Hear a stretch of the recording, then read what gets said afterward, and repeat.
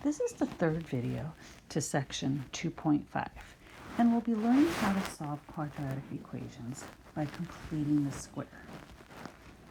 Let's recall what our quadratic equation looks like in standard form, ax squared plus bx plus c. The first step to solving a quadratic using completing the square is we want to move our c value, our constant term, over to the right side of the equation. For instance, let's take a look at example 8. They gave us our quadratic in standard form, where a is 1, b is -6, and c is 10. We are going to start out this process by subtracting 10 from both sides, because our first step tells us to bring our constant term to the other side of the equation. Now let's go back to our box at the top of the page. What we want to do next is we want to make sure we complete the square. Well, how do we do that? What you want to do is you're going to take your middle term, which is your b. You want to take half of your middle term. So in this case, I'm going to take half times -6, which will give me -3. And then once you take half of b, in this case that's -3, you are going to square that answer. So I'm going to take my -3 and I'm going to square it, and notice that I have 9. From here, what you want to do is you want to take that number 9 and you are going to add it to both sides of the equation like so. And when we add, this will be the resulting equation. Now, it's awfully tempting to try to get this quadratic to equal 0 again. We want to try to resist that urge. That's not going to help us. For completing the square, what we want to do is factor this left side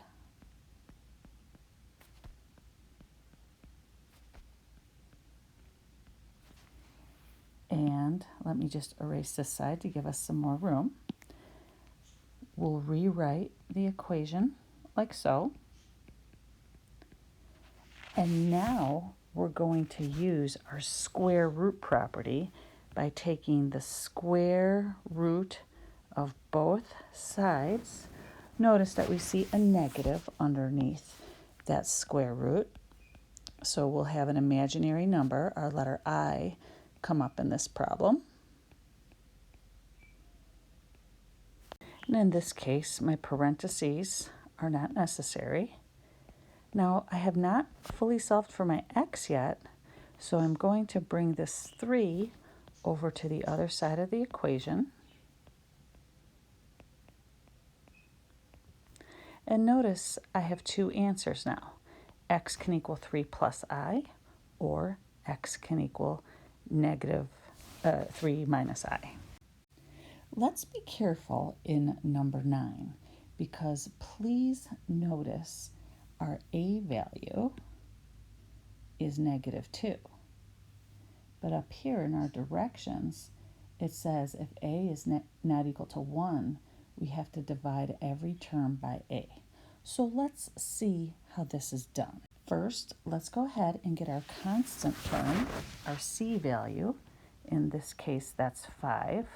Let's go ahead and get that number to the other side of the equal sign.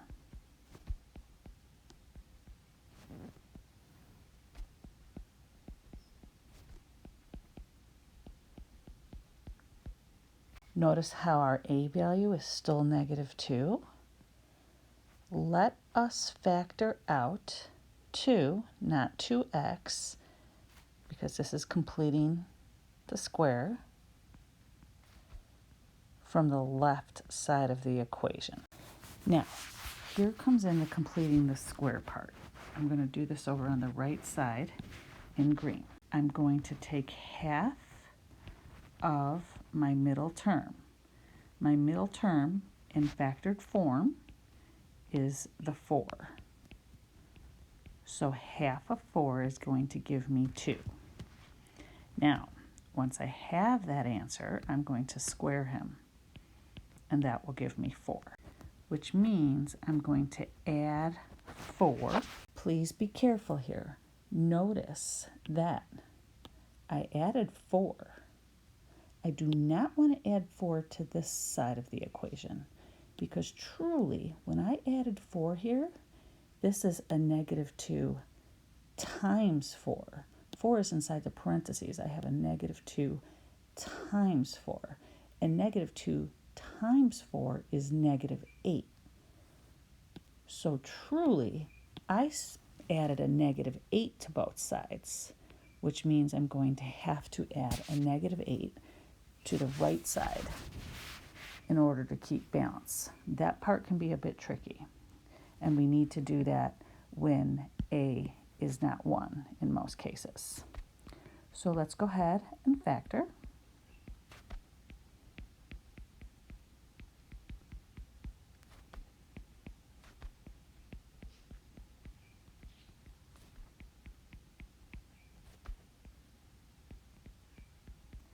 And here I'm going to divide both sides by negative 2.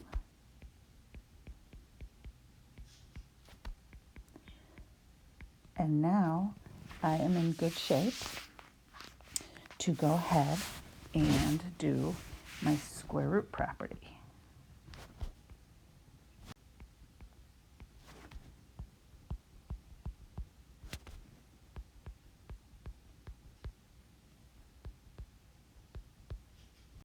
Now, let's be a little bit careful here.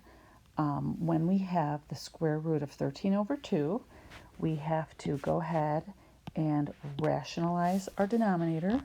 I'm going to do this over to the right in red just to help us remember how to do that. We have 13 over 2. We don't want to have the square root represented in the denominator. So what we're going to do, going to split him like so, and we're going to multiply the top and bottom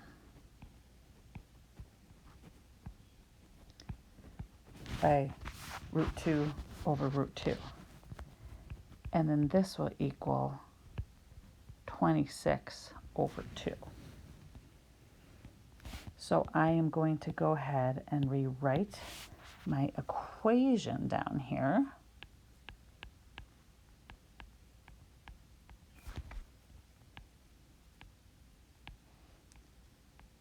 In simplified form, and then I'm going to go ahead and continue solving for x.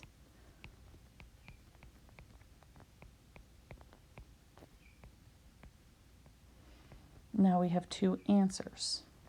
You might need to watch this particular problem, number 9, a couple times, because it can be a little tricky at first. And that concludes the 3rd video to section 2.5 in our OpenStax College Algebra course.